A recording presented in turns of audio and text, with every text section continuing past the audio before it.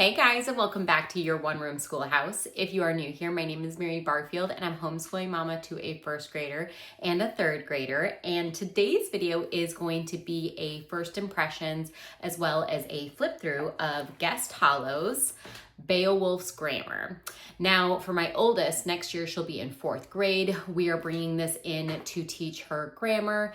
And I thought it'd be a really great opportunity today to talk to you a little bit about what this program entails, how it's laid out, my first impressions of it. This is definitely a different type of grammar, and that's why we went with it, because it's looks like it's actually fun.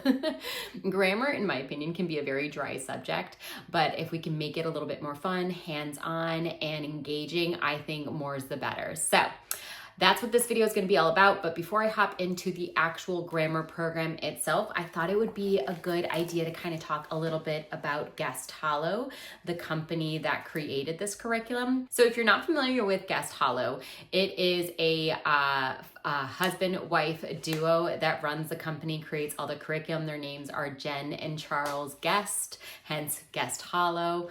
And they create all different types of curriculum. They create curriculum for history, geography, econ and government.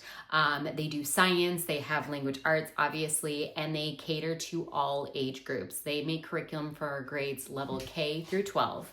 And all of their curriculum is PDF based, which makes it much more affordable. And if you guys have been around my channel for any amount of time, you know that I love a PDF curriculum. It just makes things more flexible, cost effective, all that goodness. So I really appreciate a PDF curriculum. So with that being said, we decided to go with Beowulf's grammar because honestly, like I said, there's no other grammar out there that I've seen that is like this. It is so fun looking. It is so engaging. I've already showed it to my current third grader, will be fourth grader, and she is really pumped about it.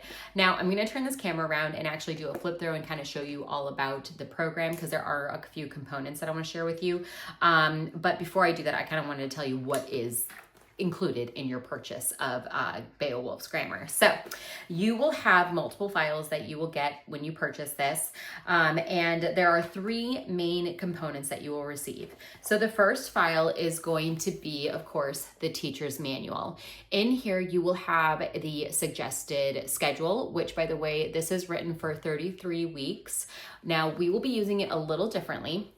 We will be doing it about 2 to 3 times a week, and that will have it spread it out over 2 years. So we're gonna basically do the first half of it next year in fourth grade, and then the second half of it in fifth grade. But if you want to follow it in a full year, you can. They have a 33-week schedule in here. So if you follow a traditional 36-week school schedule, it gives you some buffer room, 3 weeks of buffer. So if you need to take a little bit longer on a concept, you can, so there's no problem there. On top of that, included in here of our course, the answer key. It's all the answers to all of the programs. Again, I'll show this better in the flip through, but you see little mini pages of what's in the workbook that your student works on, and the answers are in there for you as the parent, because if I'm being honest, grammar is not my strongest suit. I was a math science girl in school. I loved history because I love to read, but writing and grammar, the mechanics of it eluded me. So very grateful for this answer key. Along with the teacher manual, you will also receive 4 different files for 4 different workbooks, and this is the main component. This is what your child will be working out of when they're actually doing the curriculum. So I've only printed out workbook 1, you'll see. Each of the workbooks has a different color page. It's not blue, it'll be like yellow or orange or something, and it has the different number on it. So it'll say 1, 2, 3, or 4. This is your main workbook. This is what the student is working out of. And then occasionally, every few lessons, they will then be told in the schedule, of course, in the teacher's manual, to do one of the pages from the review workbook with an R. So there's only one of these, so you only get 1 file for that. So like I said, there's 3 components. You have the teacher's manual, you have the main workbook, which again, I haven't printed out 2, 3, and 4 just because we're not doing those yet. And I plan to do only 1 and 2 next school year. And then the following year we'll do 3 and 4, of course. And then you will have your review workbook. So those 3 components are what make up the entire Beowulf's grammar. I'm so sorry for the glare, you guys. It's because I laminate all my covers to make them last longer. All right, so let's get this camera turned around. Let's take a look-see inside all of these amazing files and workbooks, and show you why I think this grammar program is just so special and different. All right, y'all, we have all 3 of the main workbooks that you'll be using for this program: Teacher's Guide, Workbook, and Review Book. So let's first take a look at the Teacher's Guide. Can we also talk about how cute the cover is and how like just well designed everything is? So Beowulf, just a little bit of feedback on him. He is actually, I think it was Jen Guest's childhood dog, and so he is kind of a mascot. You'll see kind of run through a bunch of the different curriculums they offer, so you'll see him pop up quite a lot. My daughter loves the fact that Beowulf is a part of this grammar program, so again, hopefully this will make it fun, y'all. I'm all about trying to make grammar fun. So in the beginning, you'll see there is a Dear Parents and Teacher introduction telling you about Beowulf grammar, why they wrote it the way they did, you know, how to use the teacher's manual, answers, grading, extra ideas. They put so much in here. I'm not going to show the whole schedule. I just kind of want to show you how the first little bit is laid out so you kind of get an idea of what it looks like. So here you'll see, here I'll zoom in a little bit. So for week 1, you'll see that it is actually a 5-day-a-week program if you do it as written for the entire year. Again, it's only 33 weeks, but you have some buffer time in there because most people, I think, follow a 36-week program like we do. The first week is the only week that you don't have something scheduled for day 5, just in heads up. Like I said, we are going to follow this, though, in a 2 to 3 times a week schedule so that we can spread it over 2 years. So up above, you'll see day 1, day 2, day 3, day 4, day 5. And then they will also tell you what topics you are learning through these lessons. Sorry, it's blurring, you guys. So on the top, you'll see workbook. What does that mean? Workbook means anything that you're going to be doing in this book. Then you'll see below that, it says review sheets or teacher's guide. So review sheets means anything from this book, the one with the R. So the first week, you're not going to do anything from the review sheets because you haven't gotten into a lot of the lessons quite yet, right? And then underneath, it'll say teacher's guide. So there are some things that you will pull from the teacher's guide occasionally in here, but for the most part, this is an answer key. But there are a few random projects that you will pull from the teacher's guide. So if we look at day 1, what does that look like? So day 1, you will go into the workbook and you will do pages 1 through 6. You will also do the workbook activity on pages 5 through 6. You're going to make Beowulf and his box. This is so cute. And then in the teacher's guide, you can do page 8, which is talking about how each language has its own grammar. So I think the best way to show how this program works is to show you what like that first day might look like. So I'm going to zoom the camera out so you can see better. So like I said, I'm going to pull this off so you can see the other books better. It says workbook 1, page 1 through 6. So let's see what that looks like. So here, if you want to see what the contents are, like what you're going to be learning, I think that's really helpful to people when they're trying to pick out grammar programs.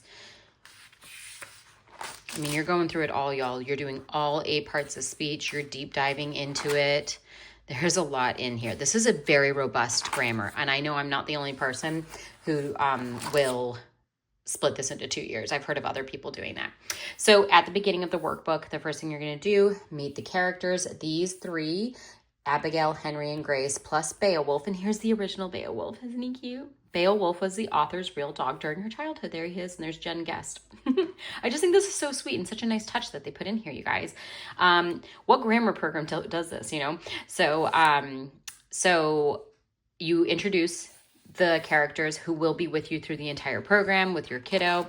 You're going to be reading through this Beowulf Discovers Grammar in the box and outside the box, talking about, this is where my grammar eludes me. I think this is a preposition where it's talking about location, right? Y'all tell me if I'm wrong. Then you're going to read through this comic about how Beowulf kind of gets into grammar, and this is setting the stage. It's kind of a narrative. You're going to learn all about how how Beowulf learns about grammar, and then he gets really interested in it, you know, and then he read the surprising and incredible answer. What? There are only 8 parts of speech. You know, I think that's just such a fun touch. And then pages 5 and 6, this is where it talks about the workbook activity you're going to do. I'm actually going to go ahead and print this off when it comes time for this lesson on cardstock, because what your student is going to do is they're going to cut this out See, and they're going to create a box. We're going to fold and tape and glue and all that stuff and put a string, and then they're going to cut out Beowulf, and he's going to stand like this in a 3D fashion. He's going to go in the box. And this is like your grammar. This is the Beowulf grammar box. What we're going to do with that is we are going to, I can put notes in here to my daughter, and they're from Beowulf, like, hey, good job on your grammar lesson. There's going to be cute things that we can do with Beowulf. So Beowulf in his box will be with us, I think, throughout the entire program. So that's what you would do from there. Then your student would take from the teacher's guide, page 8. Each language has its own grammar printable. So we will, where is it? So we will do this printable in the teacher manual. We'll discuss this. We'll talk about how, if you notice, grammar is different for each language. So in English, we would say he ate cookies. If we said it in Hawaiian, it would actually translate for us, ate he cookies, and so on and so forth. You see how grammar makes a difference depending on your language that you're using. So I just think that's actually kind of a cool cultural touch they bring in, talking about grammar. I never really understood that until I started learning Spanish, and I understood like adjectives come after versus before. Like we would say the purple bow, but in Spanish you say the bow purple. Like, it's interesting. Nobody really told me that until I started learning another language. I just think that's neat that they bring in little things like this. And that would be your first lesson. That's it. Workbook pages 1 through 6. We do that activity, which is included in those pages, and then we would discuss this. And that's it for a lesson. I think that's super easy, fun, engaging. And then one other thing I was going to say. So let's say we were on day 1. Let's do day 1 of week 2. We're talking about common and proper nouns, identifying noun in the environment, spelling plural nouns. So day 1, we would do workbook 13 to 14 pages. Here, let me pull up those for you. Oh, real quick, the other thing I like is that in the first week, I'm going to print this out and laminate it. This will be a poster that I hang in our homeschool room that's visible to my daughter. Oh, I was right. Preposition, inside. So it's like location. So it's talking about all the 8 different parts of speech, and they list them up here, but then they show them in actual physical form. Adjective, tiny. Noun, dog. Pronoun, he. Like, it's showing it visually, and my kids are visual learners. I love this. So I'm going to put this out on cardstock and laminate it separately when it comes time to that lesson to review this. But let's look at that day 1, week 2 lesson. So pages 13 and 14. So this is page 13. We're going to go over common and proper nouns. And then we would continue it here. We're going to write the words in the correct categories from here. So there's some writing that's going to happen. Then also we would do review week 2, Monday. So we go here and we go to review week 2. And then we would just do this Monday portion is what it's saying for this schedule. So tell your parent, teacher, or partner the following answers. A noun is a, and then they'd say person, place, thing, or idea. Person, place, thing, or idea. Yeah, I did it right. Okay. And then give 3 examples of proper nouns, so on and so on and so forth. And that would be it for her review. And then day 3 of that week, it would tell her to do Wednesday's review after she does the activity in here. So this is the activity. This is bringing together everything they've learned in the activity and testing it out and reviewing and make sure they understand what they're talking about. But just real quick, I don't want to give too much away, but there's lots of hands-on cutting initially. From my understanding, looking through the program and talking to other people who have done this, it kind of tapers off. So if your kid's not really into cutting or gluing, they don't have to. They can write stuff if they're more into that. My kids go back and forth. Sometimes they love to cut and glue. Sometimes they just want to write the answer down. They don't want to do it. So I'm going to kind of cater to them, and whatever they're interested in, we'll go that route.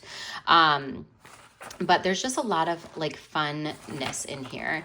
Like here, they're going to do a pronoun pizza, and they're going to cut out he, she, they, it, them, and they're going to, paste on here. So if your kiddo is very hands-on, crafty, visual, this would be a really great option for them, because that is what this is. This is not your boring black and white, straightforward grammar. However, there is a time and a place for that, because there are some kids that do better with that. But if your kid is more of a visual, hands-on person, this I think is just going to be more engaging. And one thing I wanted to share in here was also what some of the answer keys look like here. So this is for you, the parent. So for the lessons on your end, it's going to show, hey, here's the activity we were doing.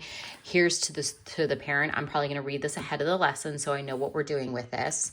And then same over here. Now let me show you one other thing that Let me show you this. This will be better. So let's say there's one where they have to do a lot of answering in the actual workbook. The stuff in red is the answers. So you can then take your student's workbook and check it really, really fast. Even if you're great at grammar, just having this where it's a quick answer key that you can just check down, it's a lot more efficient and a lot faster and doesn't take as much mental power as the parent. So I appreciate this. So that's what it looks like. Again, I like the fact that it is a replica of the student page. And so you can visually see it, but then also they've provided information for you, the parent, all about, what you're doing with this workbook, etc. So I just think they did a really solid job of how they put it together, how it kind of all works cohesively together. The fact that it's not just, kind of black and white straightforward, which again, like I said, there are students that just do better with that, but I know my kiddos and they love hands-on crafts. They love visuals. They love color. This is totally up their alley. And I think this will be really helpful to them when learning grammar. So we're really excited about doing this program next year, and I will definitely keep you guys posted in future videos on how it goes. All right, y'all, I hope that was super helpful to you if you are considering Beowulf's grammar. I've linked everything down below if you want to go check out the Guest Hollow website. If you do have any questions, leave them down in the comments. I'd be more than happy to answer any questions I can for you. And if I can't get the answer, I will reach out to Jen and Charles. They are really great at responding. Super awesome customer service. If you are new to my channel and you love all things homeschooling, you want to see how implementing this over the next 2 years goes, I will obviously be doing update videos. Definitely hit that subscribe button to tag along, and I will see you guys in the next video. Bye, y'all.